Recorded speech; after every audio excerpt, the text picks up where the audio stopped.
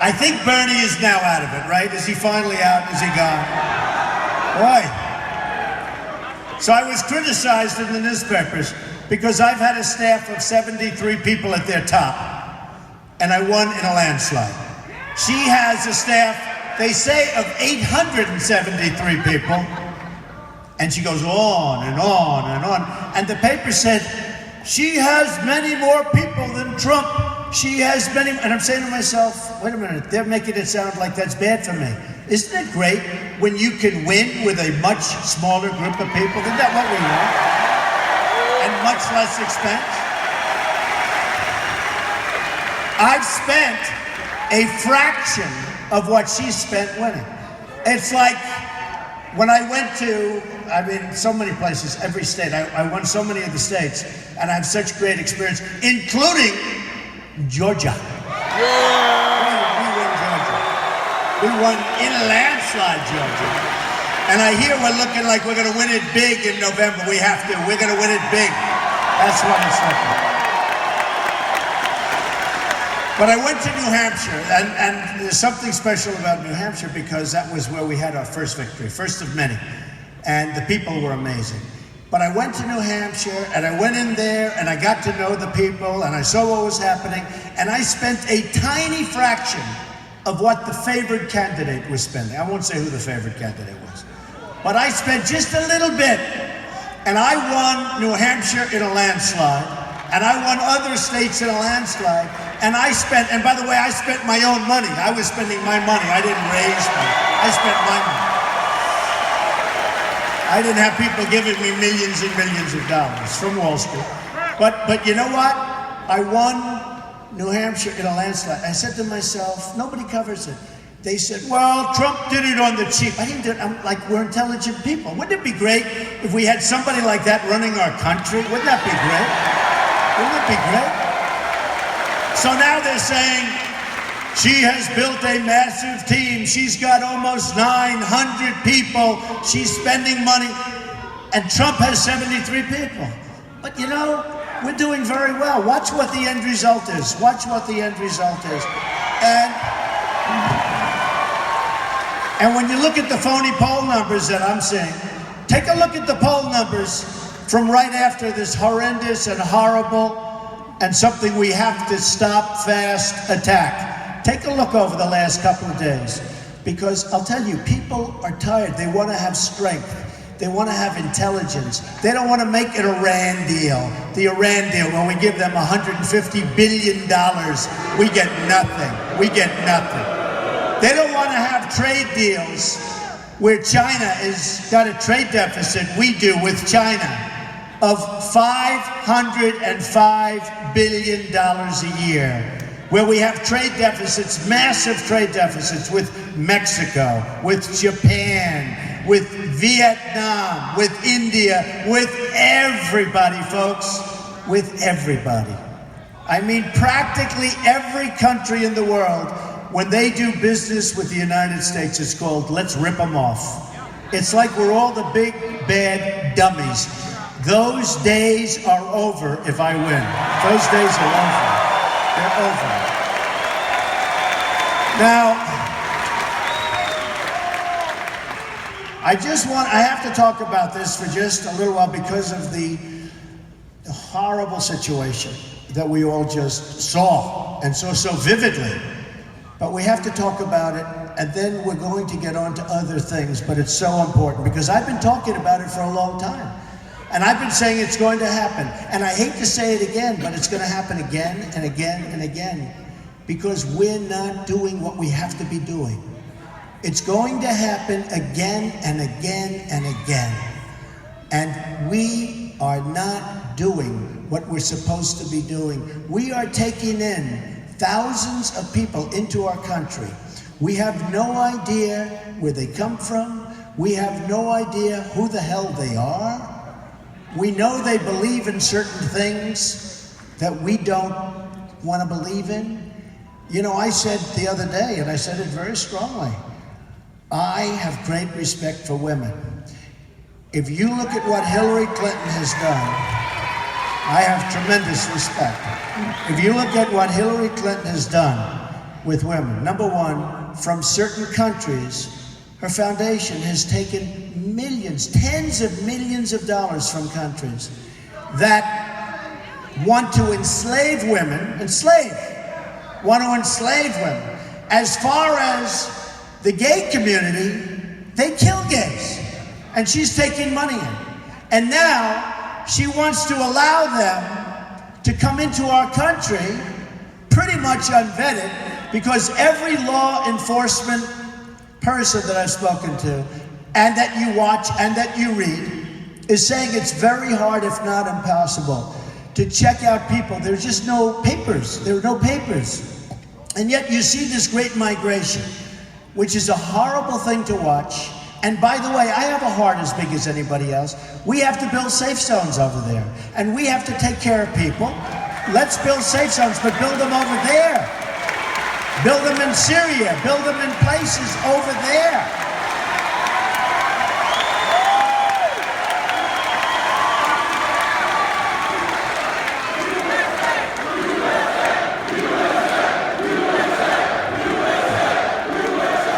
Thank you.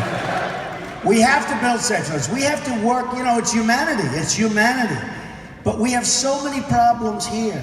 But we build safe zones over there, and now here's where the deal making comes in, or whatever you want to call it. We have to get the Gulf states to pay for it. They have tremendous amounts of money. They're not doing much, and it's their territory, and we have to get them to pay for it.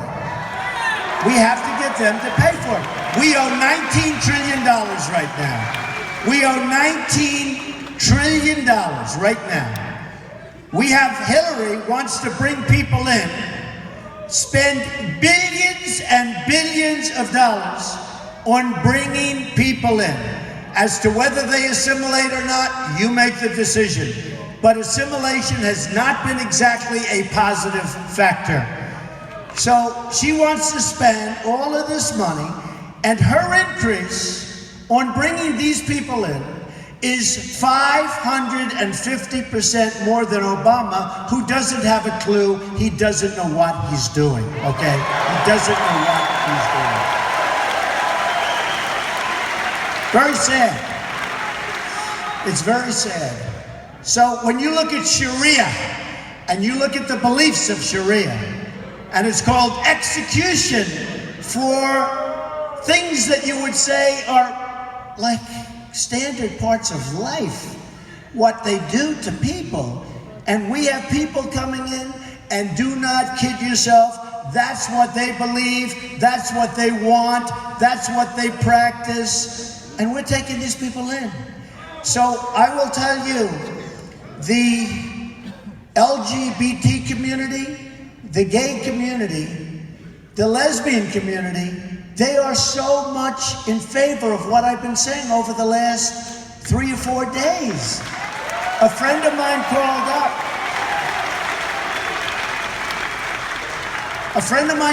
He said, you don't get enough credit because in Palm Beach, you opened a club that nobody would do, and it's open to everybody. It's open to everybody. And a member of the club, great guy, who's gay, wrote this magnificent letter saying what Donald Trump did, nobody else would do. And we are getting a tremendous, thank you. We are getting a tremendous amount of credit because over the last 3 days, people are realizing,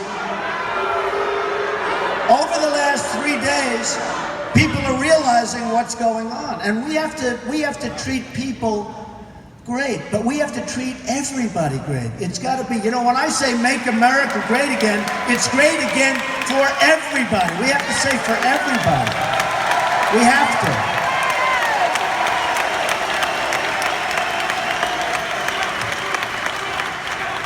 Thank you. And we have a simple theme. It's called Make America Great Again. Now, a lot of people said I copied from Ronald Reagan. I didn't, because his theme was different. I didn't even know this, but his was Let's Make America Great. That's different. We are Make America Great Again, but we're adding to it, because we really have to add, and I'm adding. As we go along, as we get older and wiser, make America great again, make America safe again, and let it include everybody, because that's what we have to do. We want it to include everybody, okay? We want it to include everybody. And we have to stop, on a temporary basis, at least, but we have to stop people from pouring into our country. We have to stop it. Until we find out what the hell is going on.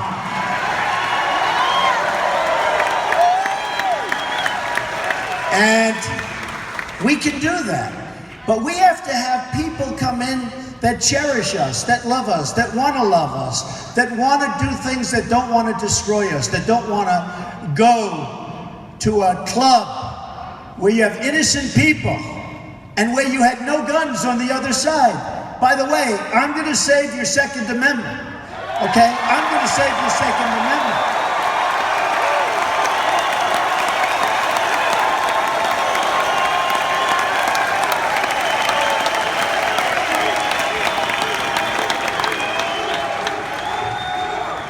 If some of those great people that were in that club that night had guns strapped to their waist or strapped to their ankle, and if the bullets were going in the other direction, aimed at this guy who was just open target practice, you would have had a situation, folks, which would have been always horrible, but nothing like the carnage that we all as a people suffered this weekend. Nothing. And a lot of people aren't realizing this. You know, you take a look at Paris. Paris has, they say, the toughest gun laws in the world. France, generally speaking, the toughest in the world. And these thugs walked in. They used to call them the press masterminds. I said, you can't call them masterminds. That's why the young kids are joining. They're joining ISIS. They want to be a mastermind. But thugs, these thugs, I call them the guy with the dirty white cap. The thugs walked in to different places, boom, boom, boom, boom, boom. There was nobody with gun, nobody on the other side. There was nobody could do anything. And they got killed, 130 people killed, viciously killed, hundreds still in the hospital with the most horrible injuries. And now we have the same thing in Orlando. And then last night you had a police officer and his wife were killed the same way. And he put it over Facebook. The killer put it on Facebook. Same kind of a thing. And it's happening all over. And it's getting worse. And it's going to continue to get worse until they respect us, folks. They've got to respect us. They have no respect for us whatsoever.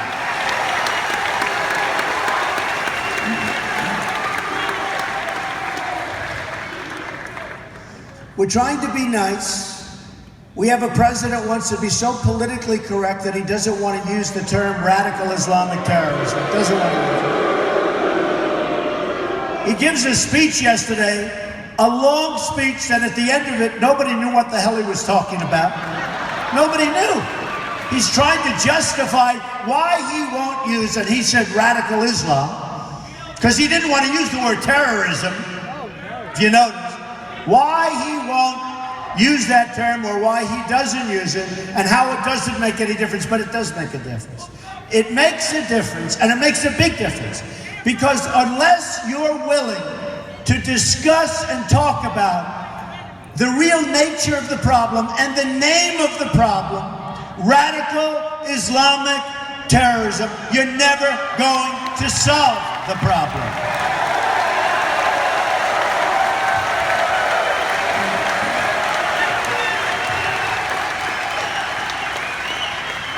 And then crooked Hillary Clinton gets up the other day, and she wouldn't use the term. She wouldn't use it. But I was hitting her hard on it, very hard. And finally she gets up, and she said, I would use it. She, you know, and by the way, the press didn't report this. They said she used the term. They didn't say about Trump, many of them. Some of them are fair, but many of them, most of them are very dishonest. It's very hard to get the word out, I'm telling you. It's very hard to get the accurate word out, because I made a speech yesterday in North Carolina. We got standing ovations, a packed house. I go back and they're talking about the speech.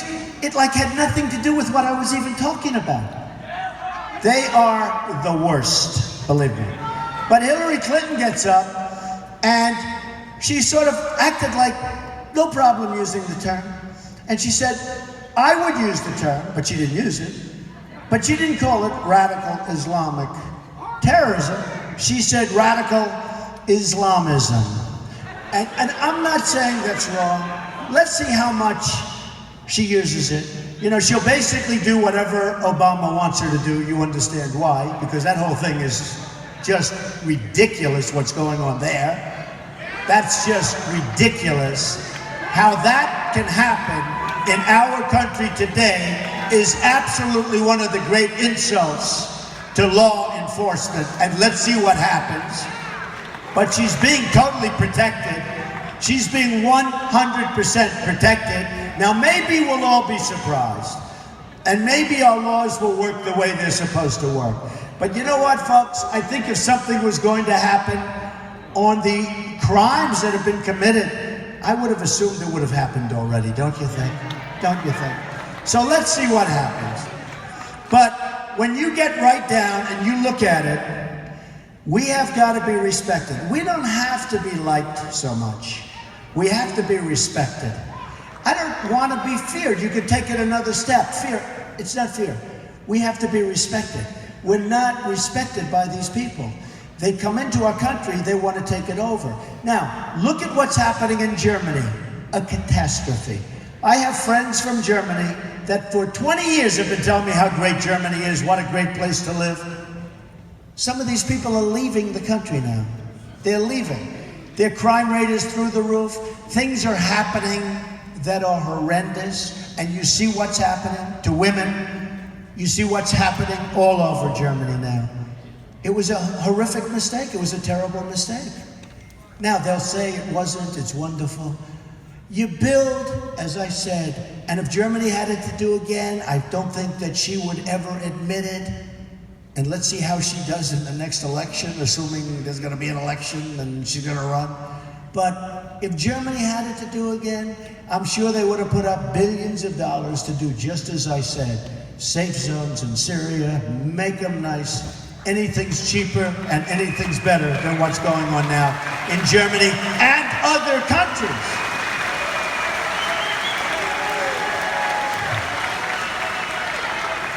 So Belgium is a beautiful city and an amazing place, magnificent buildings. I was there many, many years ago, and I had always this incredible image.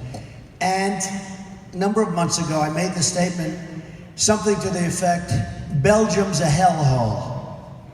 And I was badly criticized. They said, what a terrible thing. And then they had the massive problem in Belgium.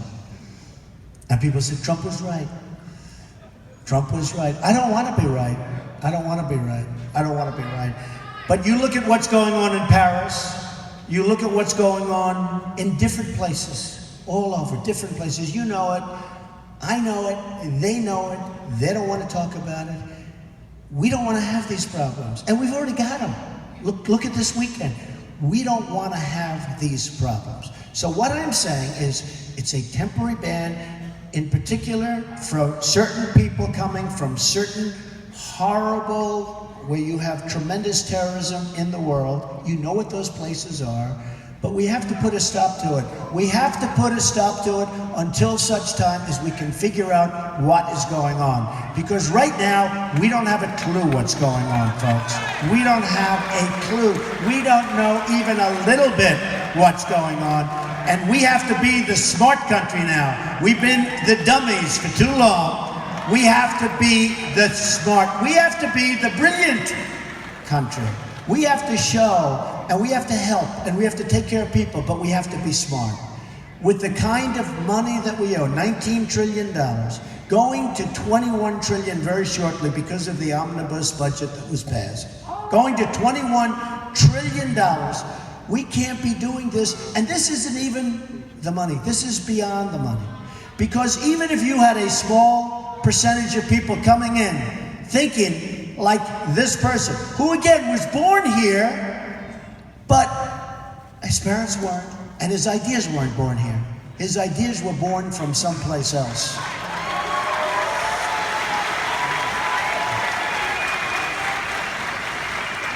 And in speaking to numerous governors over the last few days, really a great group of people, and in speaking to them, they really are beside themselves because they say people are being put in our states and they have absolutely nothing to say about it. They don't know who they are, they don't know where they're being placed. And even from the standpoint of law enforcement, that's a bad thing because they can't watch, they can't see what's going on. And we aren't vigilant and we aren't smart. And we have to go and we have to maybe check respectfully the mosques, and we have to check other places. Because this is a problem that if we don't solve it, it's going to eat our country alive, okay? It's going to eat our country alive. And we can be weak, and we can be ineffective like we are now. Right now, everything is political correctness. If you watched Obama's speech yesterday, it was really all about political correctness. There's nothing wrong with being strong. There's nothing wrong with being smart. It was all about political correctness. And we have to make sure, thank you. We have to make sure, so important, that we now go down the right path. Because we're going down a wrong path, and our country is in serious trouble, okay? All right. Serious trouble. Now, we have a lot of things going on in addition, and right now there is no addition because of what happened, but in addition, we have things going on that are terrible. We're being eaten alive on the jobs market. Our jobs are being taken out of our country. If you look at what's happened as an example with NAFTA, yes, right? NAFTA has taken our jobs out of our country, brought them to other places. Thank you very much. Thank you. Oh, a very respectful person.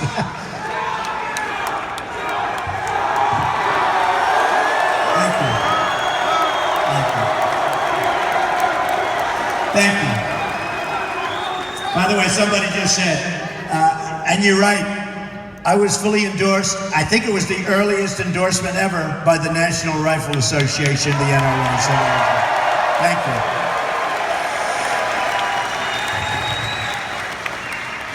So, when I started on June 16th, almost 1 year ago,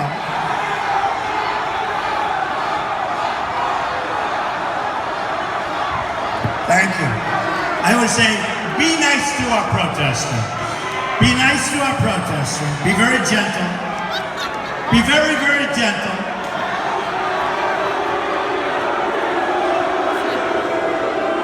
All right. Thank you. I have to tell you, by the way, is there any better place to be than a Trump rally, in all fairness? Is there any better place to be? I'll tell you.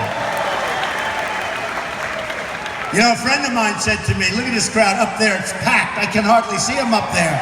There's so many lights. Thank you. This place is packed. But a friend of mine, very, very successful guy, came up to me, and he saw the rally in Dallas where we had 20,000, 21,000 people in the Mavericks Arena. He saw the rally in Mobile, Alabama, where we had 35,000 people. He sees these massive rallies.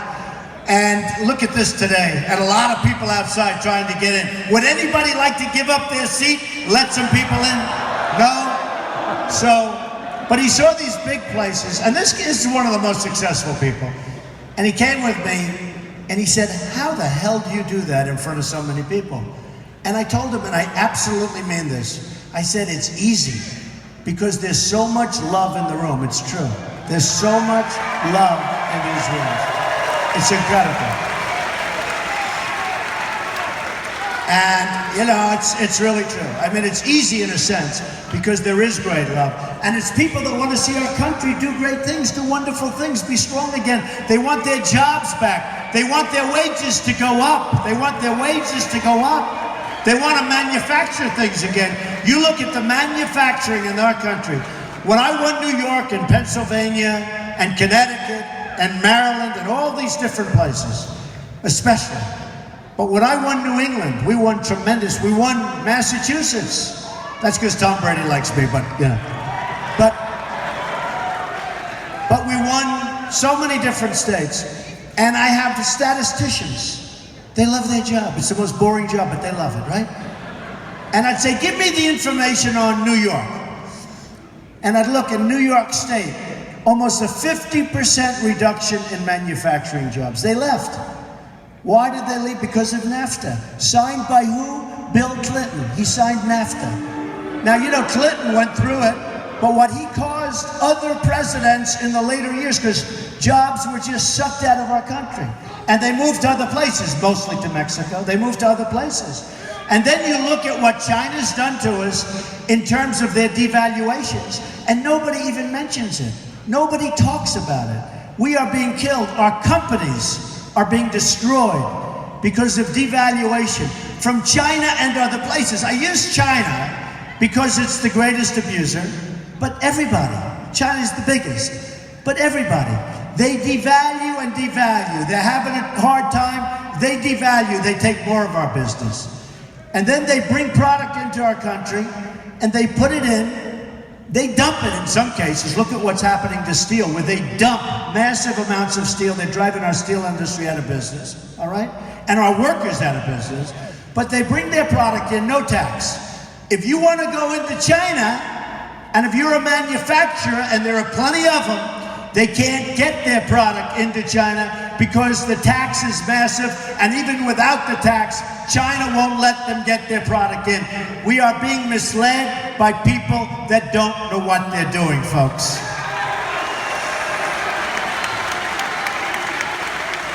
Now, a lot of the Republicans, a lot of the conservatives, you know, when I was in the start of the race, they sort of gave that one up. I mean, Jeb as an example, he's a nice person. No, he is. But he would stand there and he would say, he is not a conservative. And I said, who cares? We want to make good deals. We want to make good deals. I don't care. But he'd say, I'm not, because I don't believe in free trade. But you see, I do believe in free trade. But to have free trade, you have to have smart people on your side doing the negotiation. And we have political hacks that don't know what they're doing, or worse than that. Who knows why? Because some of these deals are so bad, you almost say, this is not just stupidity. This has to be a bigger reason, and a much worse reason, and a much more sinister reason. How can it be possible that we allow these horrible deals to be made? How can it be possible? But Jeb and others would say, he doesn't believe in free trade. Okay, you ready? I believe in free trade. But the other day, one of the anchors asked me, well, what do you think about free trade? I said, it's great, but I like other things. What's your favorite trade? I said, you know what my favorite trade is? I want to make good deals. That's my favorite trade. I don't care. You call it free trade. You can call it fair trade. You can call it XYZ trade. I don't care what you call it. We'll call it. There's so many different ways of making deals. I want to make great deals for the United States, for the people of the United States. I want to bring our jobs back. Yeah. I want to get our income up. I want to save Social Security where everyone else wants to cut the hell out of it. I want to save you Medicare. But you know, it's true. They said, this happened like a month ago. I don't know, it was just something they were saying, what kind of a deal? How would you describe? And I said to myself, well, I think I'm going to say it. And I said, I want to make good deals. That's what I want to do. I want to make good deals. And I don't care what label you call them. But we are making the worst deals. We are having the blood sucked out of our country. You know, I give this expression, and I told this story a couple of times, which I find interesting. Who the hell knows, if you will, but I'll give it to you anyway. Should I tell him? And he's probably watching. But a friend of mine is very tough. He's a very tough guy. A good guy, got a good heart. But he's a very tough man. And he was diagnosed with a terminal illness, totally. He was going to last for a month. And that was like over a year ago. But he was going to last for a month. But he's tough as hell. And he didn't believe it. And he said, I'm gonna beat it, I'm gonna beat it. And what happened is he kept fighting and kept fighting. And that was, boy, it's been a long time, but he was supposed to be around for 3 or 4 weeks. And he's around now, and it's been way more than a year. And I'll call every couple of days, how you doing? I'm doing good, I'm doing good. I'm doing good, Donald. I'm telling you, I'm doing really good. And I said to myself, it's amazing how strong, right? Some people. And I said to myself, it's a little bit like our country. We're having the blood sucked out of us.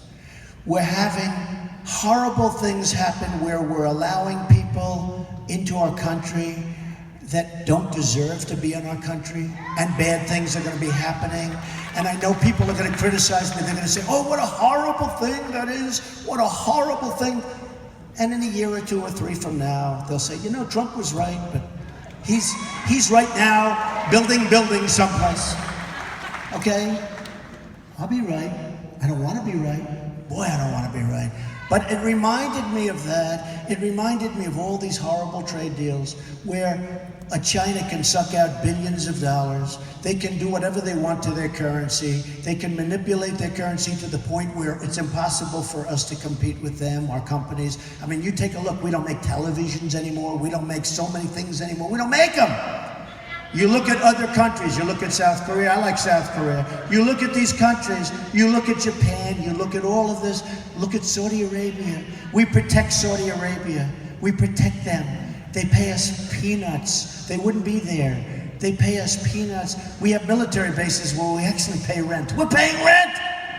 We're paying rent to protect other people. We're paying rent, okay? Think of it, just think of it. Go home and think about it, but listen. So, we have Japan, and it's so sad. And by the way, just to finish up, my friend, it's amazing that our country can continue to survive. But you know, eventually, it's not going to survive, just so you understand. Eventually, it's not. This guy is an amazing guy. Our country is an amazing country. It's amazing that our country can be abused so badly and not survive. It's just amazing and continue to survive. But it's not going to continue to survive like this. It can't. It's impossible. It's impossible. And by the way, before we even get on to the other subject that I want to discuss, judges, Supreme Court judges. We talk about survival of a country, and immediately when I started talking about the survival of the country, I said to myself, well, let's mention it now, whether it's an appropriate location or not. Supreme Court justices. We lost a great one in Judge Scalia. We have to replace Judge Scalia with a conservative, great judge. It could be that the next president will have 3 choices, and could be 4, and it could even be 5, record-setting stuff, just by the way it's looking. I mean, who would have thought Scalia would be gone? That was supposed to be for years, 10 years left, 12 years left, 14, 15 years left, and gone, boom. It could be the next president's going to have 5 judges, probably 3, could very well be 4, could even be 5 now. If Hillary gets in, or whoever it is, because I can't believe she's going to be allowed to run, to be honest with you. But if Hillary gets in, you will have a Supreme Court that will destroy our country as we know it. Just remember that. It will destroy. We will have Venezuela. You see what's happening in Venezuela. We're getting fairly close to that anyway. But we will have Venezuela. We will have something that you won't even recognize. So, some people love me. I mean, my problem is they love me or they hate me. They either love me or they hate me.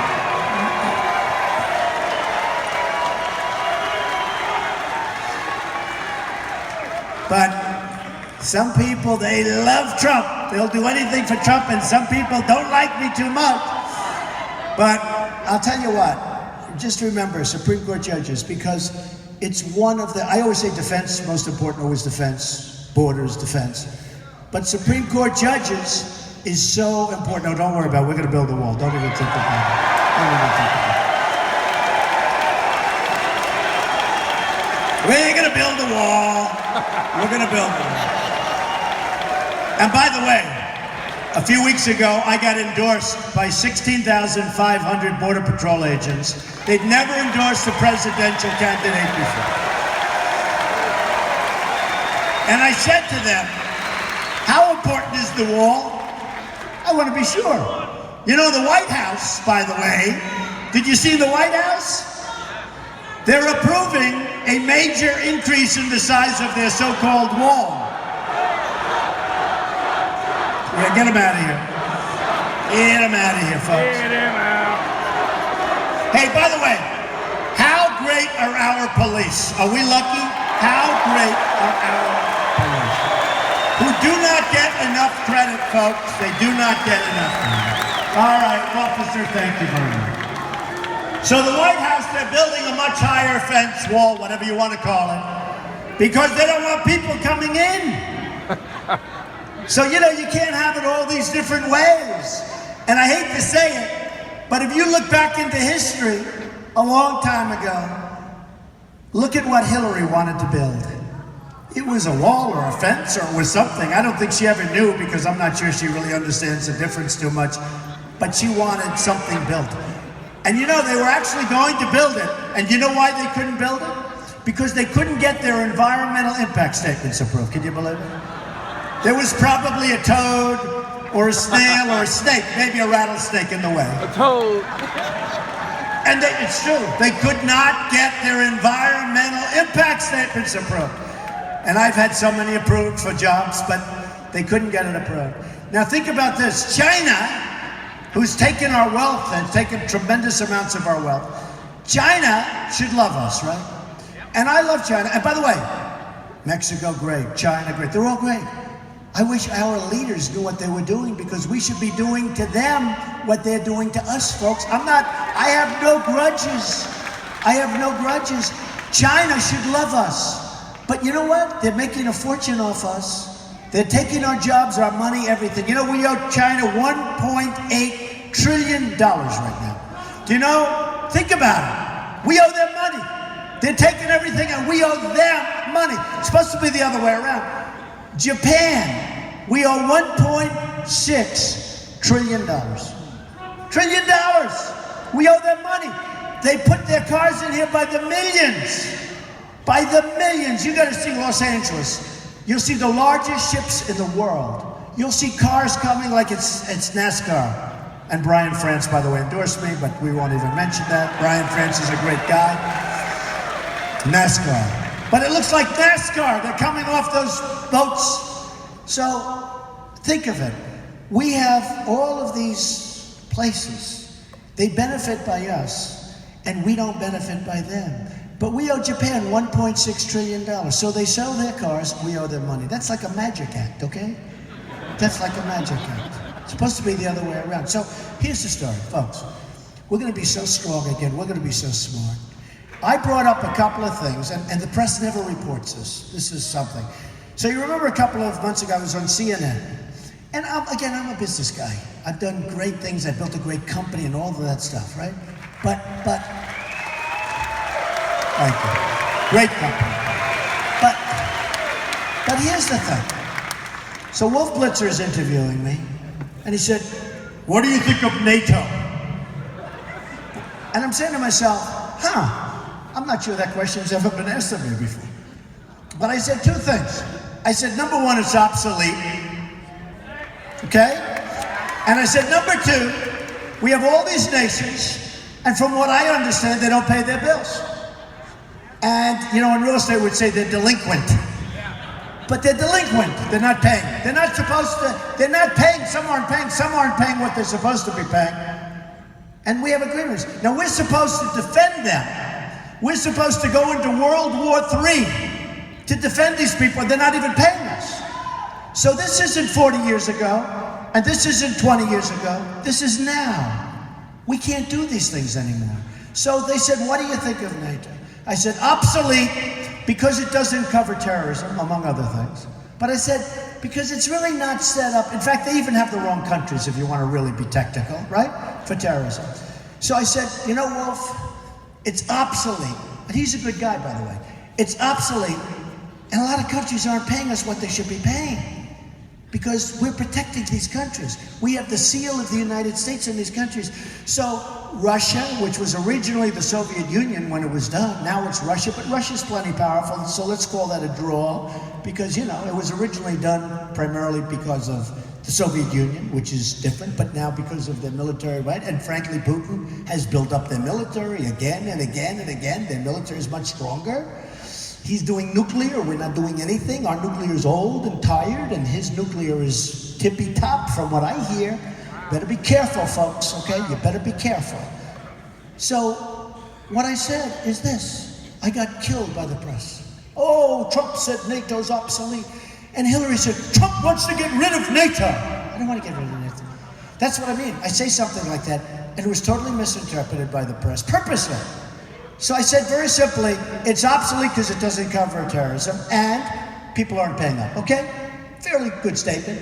And it turned out that just about everybody other than 5 countries, and probably those 5 maybe, are also not paying up like they're supposed to. And we're losing a fortune. We're spending a fortune on NATO. So I said this. Now, it was met with unbelievable anguish and lies and horror. I said, man, am I getting killed on NATO? And then about 3 or 4 days later, people that really study it closely, the real experts, said, you know, Trump is right. You know, he's right.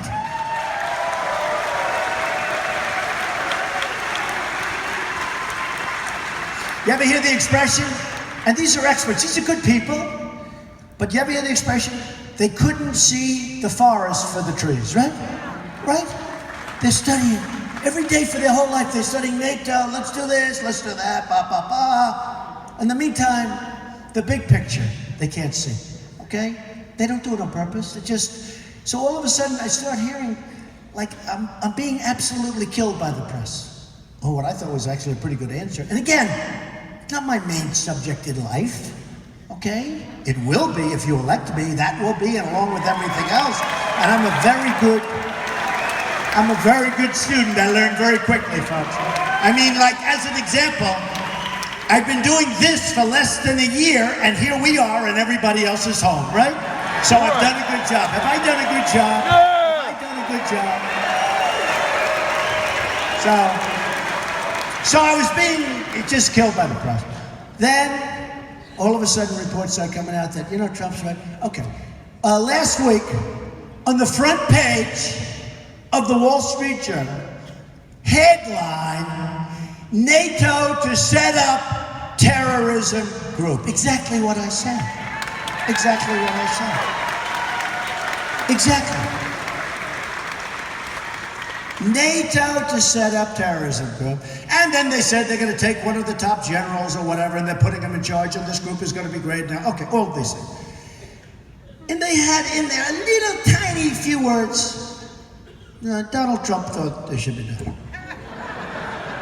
Believe me, folks, if I didn't bring it up, you would never have it. You would never have it. And I never said, by the way, and I have to say, because there's so many lies. I actually put out a tweet at Real Donald Trump, everybody. But I put out a tweet today. And I said, I'm covered so inaccurately by the press that we're going to have to just do it ourselves. We have to do it by word of mouth because I'm covered so inaccurately. But NATO, I never said, let's abandon NATO. If you listen to Hillary Clinton, it's like Donald Trump doesn't want NATO, as she reads from teleprompter. Donald Trump doesn't want NATO.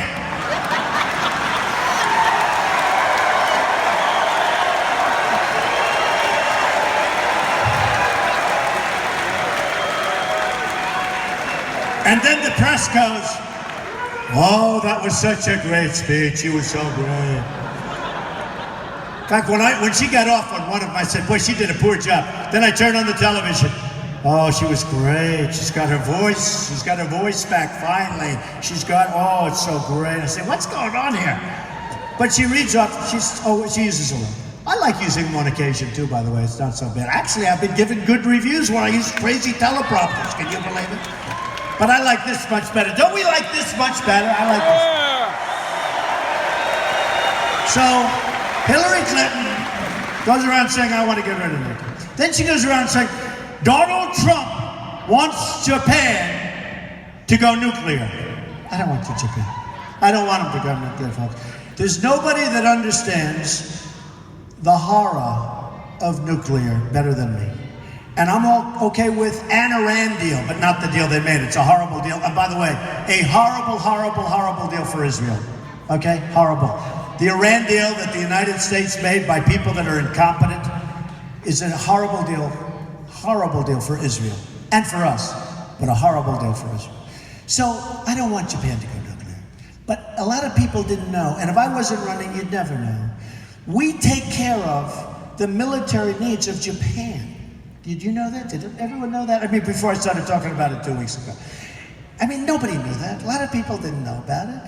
We take care of the military needs of Germany. We take care of the military needs of South Korea, that we know pretty much, a lot of it. We take care of the military needs, a lot of it, pretty much all of it, of Saudi Arabia. Now, Saudi Arabia, think of this. I have a lot of friends in Saudi Arabia. Look, Saudi Arabia, don't forget, these are the people that gave many, many millions of dollars to the Clinton Foundation. I wonder why we take care of them.